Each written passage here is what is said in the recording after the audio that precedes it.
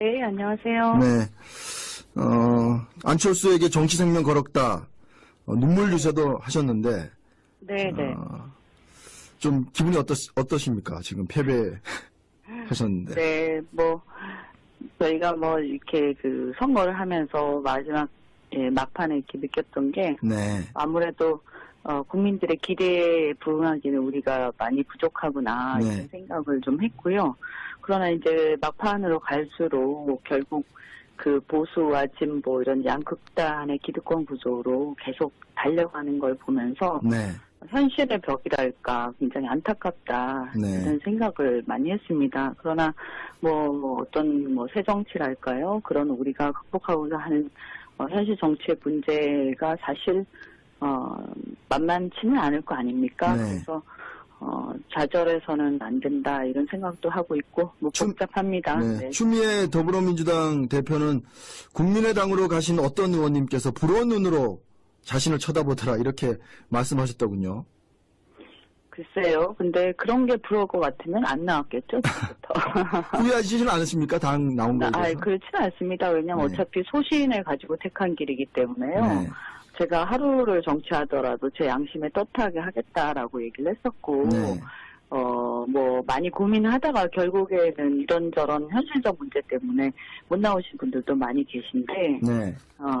그런 결단을 할 때는 만에 하나 이제 패배할 수도 있다 이런 생각하고 나왔었고, 사실은 객관적 상황 자체가 이미 이제 여러 가지 이제 가능성들은 있었지만 객관적 상황 자체가 승리할 가능성이 높은 상황은 아니었거든요. 네. 그 당시에 여론조사나 이런 것들도요. 네. 그래서 패배할 수도 있다 만에 하나 이런 생각들은 하고 네. 나왔기 때문에 그런 것들이 별로 신경이 쓰이지는 않습니다. 안철수 후보는 어제 이제 자신의 싱크탱크 전문가 광장하고 이제 만찬을 갖고 5년 뒤에 다시 대조던해서 50% 이상 지지받겠다 이렇게 하셨던데 네. 같은 당 이상돈 의원은 또 TV 토론에서 안 후보의 역량이 다 드러나는 것 아니냐, 차기 도전이 어려운 것 아니냐 이렇게 또 얘기를 해서 어떻게 보십니까, 이원주 의원님께서는? 어쨌든 간에 이번에 패배한 것에는 많은 원인이 있겠지만 네. 당의 부족함도 있을 거고요. 후보의 부족함도 당연히 있었던 거죠. 네, 그걸 국민들께 저희가 인정하지 않을 수는 없고요. 네. 다만 5년 후기 때문에 많은 시간 후 아닙니까? 그래서 네.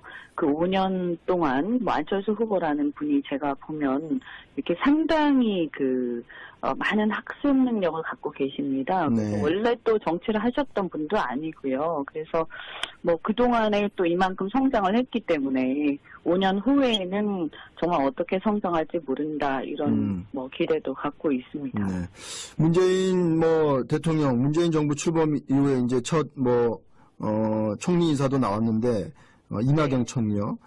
이현주 의원께서는 이제 총리 야당의 사전 통보도 안 하면서 무슨 협치냐 이렇게 또 비판의 발언을 하셨더라고요. 앞으로 이제 검증을 이제 하실 텐데 호남을 지역 기반으로 하고 있기 때문에 국민의당으로서는 좀 부담스럽지 않으십니까? 어떻습니까? 아니 호남 총리라는 게 호남 출신의 총리랑 이낙연 지사 한 분만 계신 것도 아니고요. 네.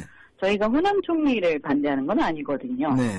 다만 이제 협치를 한다고 했는데 원래 협치를 한다고 하면 사전에 협의까지 하는 게 바람직하겠지만 네. 저희가 사실은 평소에 이제 민주당의 어떤 정치 행태로 봤을 때 협치를 크게 기대하진 않습니다. 저희뿐만이 아니라 국회 내부의 분위기가요. 네. 그러나 최소한의 어떤 관례라는 게 있는데 과거에 이제 보수 정권 하에서도 야당에 대해서 최소한 엠바고 걸어놓고 오전 정도에는 통보를 했었거든요. 네. 그런데 전혀 통보조차 없었어요, 사전에. 네. 그래서 저뿐만이 아니라 많은 분들이 굉장히 놀랬고요. 네. 어떻게 이런 어떤 관례적인 통보조차 안 하느냐. 그래서 협치는 고사하고 좀 예의는 좀 지켜줬으면 좋겠다 이런 생각을 갖고 있고요. 앞으로 또 이낙연 청문회에서 좀 네. 검증할 건 확실히 하겠다 이런 입장이십니까? 아니, 당연하죠. 네. 그래서 사전에 뭐 협의를 했으면 저희도 나름대로 검증을 한 다음에, 동의를 한다던가 이런 게 있었을 거기 때문에 네. 아무래도 수월하게 진행이 되겠지만 그런 절차는 없었기 때문에 단지 호남 출신이다라는 것만 가지고 그냥 저희가 대충 하기를 기대하는 것은 좀 무리가 있다 이렇게 말씀을 드리고요. 네. 또 이제 이낙연 지사 같은 경우에는 현직 이제 도지사였지 않습니까? 네. 본인도 스스로 얘기를 했지만 1월 달에 이미 이렇게 뭐 통보를 받았다, 뭐 언지를 받았다 이런 취지의 어떤 얘기도 있었던 걸로 이제 들었습니다. 네. 그래서 그렇다면 이게 뭔가 이게 선거가 한참 아직 많이 남아있을 텐데요. 본인이 이제 내정 통보를 받은 상태에서 현직 도지사로 계속 계시면서 선거를 치렀다라는 것은 선거에 그렇게 공정하게 임하지 않았을 거라는 그런 의심도 사실 갈 수가 있는 것이고요. 또 그런 정황들도 보이고 이래서 저희가 많은 문제의식을 갖고 있습니다. 네. 그런 문제들을 이제 청문회장에서 좀 제기를 하실 것 같고. 네네. 또 그걸 당연히 저희 이제 야당이니까요. 뭐 그게 어느 출신이다 이걸 떠나서 제대로 검증하는 게 또 저희 야당의 의무라고 생각을 합니다. 네. 주승용 당대표 권한대행이 바른정당과의 통합을 얘기했고 네. 60석 정도 되면 이제 캐스팅 보트 역할을 했으니까 통합해야 되지 않냐 이렇게 얘기했고 김관영 지금 원내대표 출마하신 김관영 의원도 뭐 바른정당과의 통합을 이제 긍정적으로 받아들이고 있는데 똑같은 생각이시겠죠? 이원주 의원님도?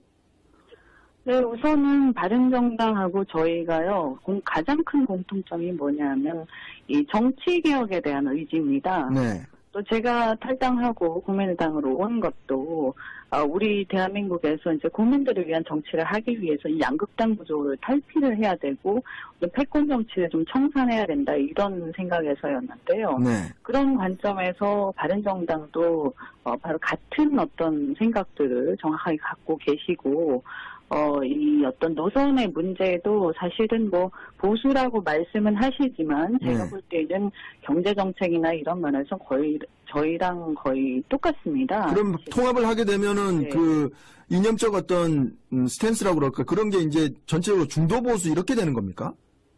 그 부분은 이제 만약에 하게 되면 네. 조율이 좀 필요한 부분이다. 저희가 상세한 부분까지 같이 함께 토론을 해보지 못했기 때문에요. 네. 그러나 밖에서 봤을 때는 거의 유사한 부분이 굉장히 많고 또 대선을 거치면서 외교 안보 문제에 있어서 있었던 어떤 차이점도 많이 극복이 되었습니다. 네.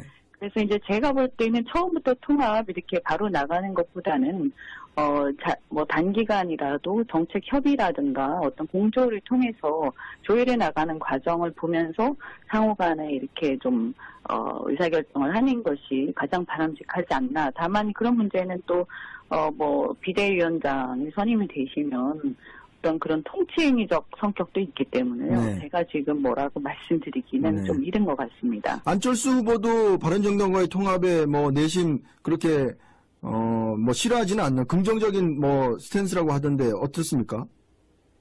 글쎄요, 제가 그 부분에 대해서 정확하게 후보와 말씀을 나눈 게 아닌데요. 네. 다만 어떤 연대 이런 최소한의 어떤 같이 공조하면서 가야 한다. 네. 또 같은 어떤 목적, 정치개혁에 대한 목적을 가지고 있다. 또 의원들 간의 어떤 그 서로 간에 이렇게 좀 화학적인 부분도 유사한 부분이 많아서요. 네. 뭐 어쨌든 함께 가야 할 파트너다 이렇게 생각하고 계신 것 같습니다. 뭐 문재인 대통령도 당사를 방문해서 우리는 한 뿌리였다 이렇게 얘기했고 저기 임종석 비서실장도 그 같은 취지의 얘기를 했는데 더불어민주당 간에 이제 뭐 한 뿌리라는 얘기는 이제 안 나오겠군요. 그거는 좀 맞지 않는 얘기인 것 같고요. 그렇게 네. 따지면 저희당 내부에 또 새누리당에서 예전에 오셨던 분도 계시거든요. 네. 그래서 그러면 뭐 그분들 보고는 또 한국당하고 한 뿌리다 이렇게 얘기할 겁니까? 그래서 네. 그건 아닌 것 같고요. 네. 양당 구조가 있었다가 다당제로 분화되는 과정에 있는 것이고요. 다만 이제 그 분화되는 과정에서 이렇게 어느 출신들이 좀 많을 수는 있겠습니다만 가장 중요한 게 저희가 창당을 한 이유가 어떤 정치권에서의 이제 뿌리 깊은 그 양극당 구조 네. 이것을 깨고 좀 더 이렇게 진영 논리에 갇히는 것보다는 뭔가 이렇게 국민들의 민생을 위해서 좀 더 실용적 접근이 필요하지 않느냐. 그리고 양 어떤 좌파든 우파든 간에 개혁할 부분들이 많고 기득권을 보호하고자 하는 그런 부분들이 많은데 네. 이런 것이 진영 논리로 해결될 수 있는 게 아니고 알겠습니다. 양쪽에 좌파든 우파든 개혁할 부분이 많이 있다. 그래서 네. 한마디로 좀 실용주의적인 개혁 노선을 걷는 것이 필요하다라는 게 저의 이념이기 때문에 네.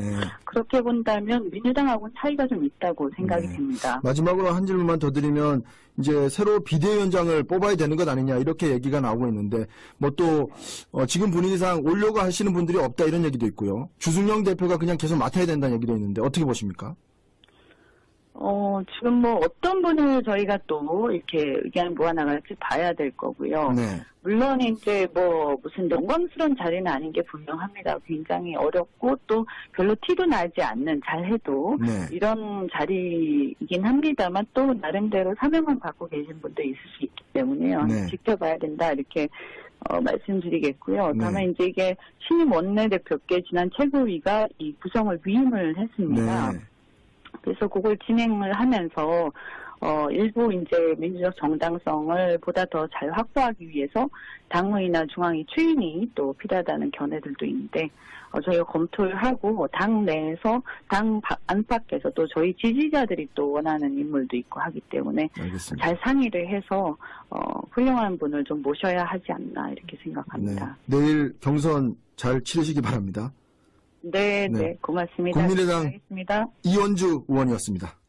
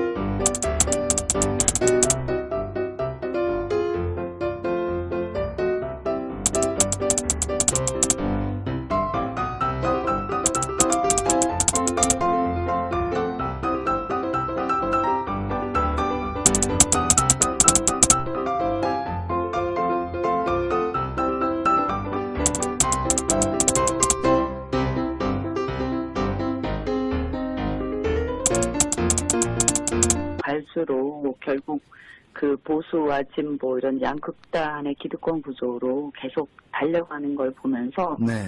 현실의 벽이랄까 굉장히 안타깝다 네. 이런 생각을 많이 했습니다. 그러나 뭐 어떤 뭐 새 정치랄까요? 그런 우리가 극복하고자 하는 현실 정치의 문제가 사실 만만치는 않을 거 아닙니까? 네. 그래서 좌절해서는 안 된다 이런 생각도 하고 있고 뭐 복잡합니다. 네. 네. 추미애 더불어민주당 대표는 국민의당으로 가신 어떤 의원님께서 부러운 눈으로 자신을 쳐다보더라 이렇게 말씀하셨더군요.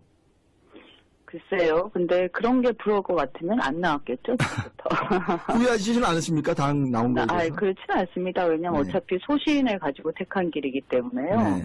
제가 하루를 정치하더라도 제 양심에 떳하게 하겠다라고 얘기를 했었고 네.